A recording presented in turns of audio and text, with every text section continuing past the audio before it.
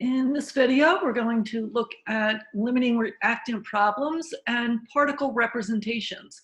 When you take AP chemistry, often you'll see these type of questions either in the multiple choice section or the free response section. And they're pretty easy, so we're just gonna take a look at them. Okay, so there's different variations, but usually here's a typical one. You'll have a box and another one. And one box will represent your particles. Oh, I need to make this a little bit skinnier. Okay, one box will be before the reaction, and then the other box will represent after your reaction. In these type of problems, you'll be given a key so that you can figure out the particle. So in this example, we're gonna have this represent a molecule of hydrogen.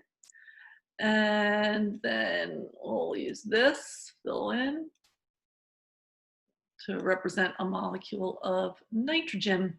And then this is going to be the synthesis of ammonia. So an ammonia will be represented by one nitrogen and 3 hydrogens. So this is representing NH3. And you'll be given either the particles in the before box, or you could be given the particles in the after box. We're going to do it with before. So we're going to put in some hydrogens here. And again, this will be given to you. So for our example, we're using 6 hydrogens, and then we're going to put in some nitrogens.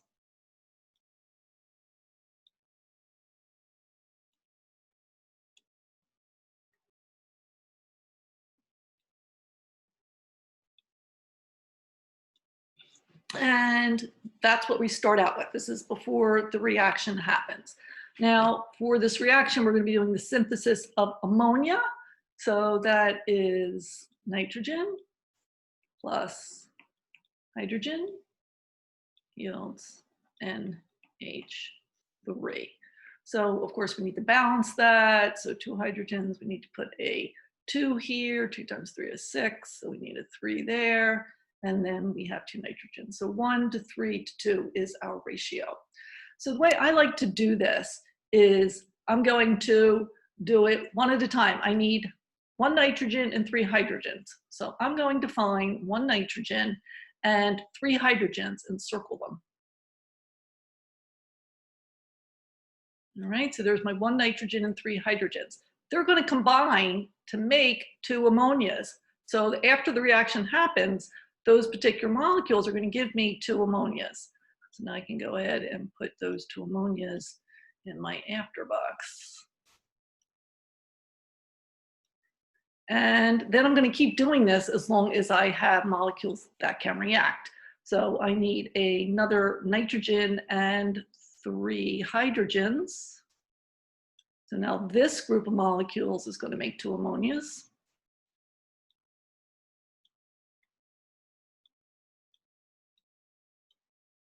And now I don't have any more hydrogens left. I still have 2 nitrogens that did not react. Well, they're still going to be there after the reaction's over. So I have to put those in there. Doesn't matter where you put them. So this is the answer to what our vessel would look like if we could see the molecules after the reaction is over. So in a multiple choice question, they might have 4 different boxes with different particles in there. Or in a pre-response question, this might be blank, and you'll have to do what I just did and draw in your particles. It's as easy as that. Now I just want to relate this to ice table, because this is a limiting reactant problem. One of our reactants, hydrogen, got completely used up, and the other reactant, nitrogen, did not get used up. So hydrogen is the limiting reactant, nitrogen is the excess reactant. So we've learned about ice tables. So I stands for what you have initially. So initially, we just have to count up the particles that were provided for in the problem. So 1, 2, 3, 4, we were provided with 4 molecules of nitrogen and 6 molecules of hydrogen. And initially, we didn't have any ammonia. Initially, this was blank. The change is what gets used up. So what got used up is this nitrogen and this nitrogen. We used up 2. So minus 2. In the case of hydrogen, we used up 1, 2, 3, 4, 5, 6, minus 6. And those made our 4 ammonias. So then at the end is what's in this box. The initial is what's in this box, the end is what's in that box. So the nitrogen and the end, we've got 2. 4 minus 2, we end up with 2 nitrogen molecules. The hydrogen, there is no hydrogen molecules. That is 0. And ammonia, we made 4. So as in all our ice tables, the change line matches the coefficients of the reaction. 1 to 3 to 2 is the same ratio as 2 to 6 to 4. So this may just help make the concept of an ice table clearer, because sometimes with a lot of numbers, you kind of lose the idea of what you're doing there. Okay, so that's it. It's as easy as that. So let's do another practice problem. All right, so we're going to have another before vessel and another after. This means before the reaction starts and after the reaction is over. What are you going to see? And our code, this time we're gonna, oops, they should be the same size, about. I don't want to clear all drawings. What do I do? I'm gonna undo. Okay. Not much better. This is representing a molecule of carbon monoxide. So oxygen is actually a little smaller than carbon, but that's good enough for this. Okay, and then that is going to be an oxygen molecule. And then we're going to have a carbon dioxide molecule, CO2. 1 carbon in the middle, 2 oxygens, linear structure. All right, so we're going to put some particles in our box.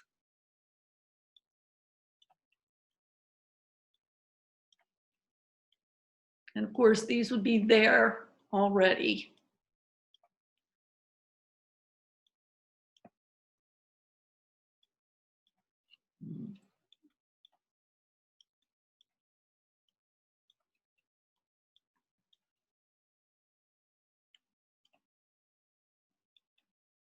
All right, so that's what we have. All right, so our equation, we're going to look at the combustion of carbon monoxide. So combustion, we have carbon monoxide plus oxygen gas. All right, this is not a hydrocarbon, so we're not going to get CO2 and H2O. We don't have any H. We're going to get carbon dioxide.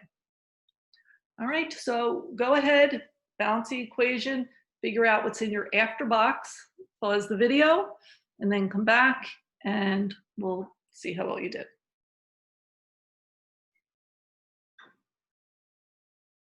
Okay, so you're back. We need to balance our equation.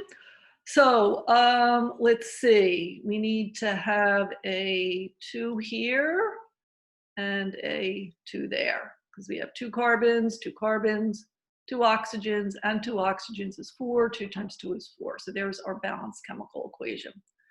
So what do we have initially? We count them up. The carbon monoxide, we got 1, 2, 3, 4, 5, 6. And for oxygen molecules, we have 1, 2, 3, 4, 5, 6. And initially, we do not have any carbon dioxide. So now we're just going to react them. So we need 2 carbon monoxide. So there's 2 and 1 oxygen. right there. 2 COs and 1 O, and we get 2 CO2s. So let's put them in there.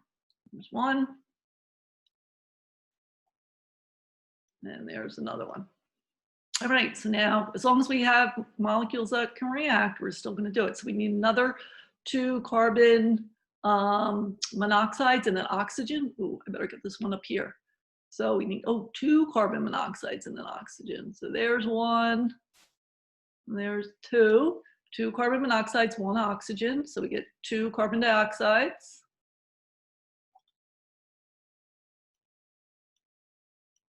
Okay, can we make another one? Yeah, 2 carbon monoxides and an oxygen. Make 2 CO2s.